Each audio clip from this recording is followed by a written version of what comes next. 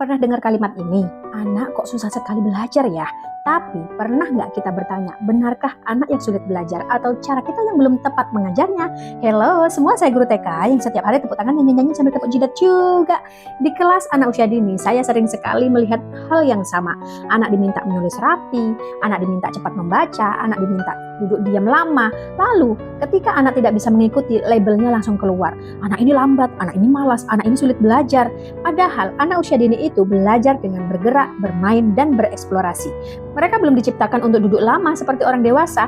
Coba kita jujur sebentar, anak usia 4-5 tahun yang sebenarnya masih ingin berlari, bermain, dan bertanya tentang dunia. Tiba-tiba dipaksa duduk diam, memegang pensil lama, menyelesaikan lembar kerja. Kalau mereka bosan, kita bilang mereka tidak fokus. Kalau mereka bergerak, kita bilang mereka nakal. Kalau mereka lambat, kita bilang mereka tidak mampu. Padahal sering kali masalahnya bukan pada anak. Masalahnya adalah kita terlalu cepat menuntut hasil. Anak usia dini tidak belajar karena tekanan. Mereka belajar karena rasa ingin tahu. Ketika belajar terasa seperti beban, otak anak justru menolak. Tapi ketika belajar terasa seperti permainan, anak bisa fokus jauh lebih lama.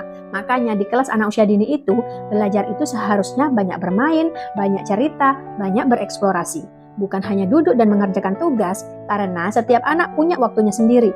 Ada yang cepat bicara, ada yang cepat membaca, ada yang cepat memahami angka, dan semuanya tetap anak yang luar biasa. Yang berbahaya bukan ketika anak belajar lebih lambat, yang berbahaya adalah ketika rasa percaya diri anak itu rusak karena terus dibandingkan. Jadi sebelum mengatakan anak sulit belajar, coba tanyakan dulu pada diri kita sendiri. Apakah kita sudah mengajar sesuai dengan cara anak belajar, atau kita hanya memaksakan anak belajar dengan cara orang dewasa?